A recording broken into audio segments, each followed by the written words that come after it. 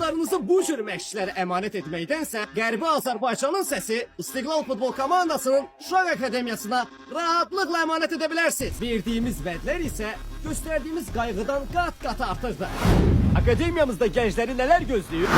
Peşəkar məşqçilər tərəfindən zədəsiz və doğru şəkildə məşq prosesi, oyunlarda və məşq proseslərində valideyn tək yüksək diqqət və qayğı göstərməyimiz. İstedadlı gənclərimizi isə möhtəşəm şanslar gözləyir. Azərbaycanın bir sıra köklü klublarına keçid imkanı, az yaşlardan ibarət bir çox turnirdə iştirak şansı və ən əsası da A komandamızda çıxış etmə şansı. Uğura gedən yolda istiqlalla addımla.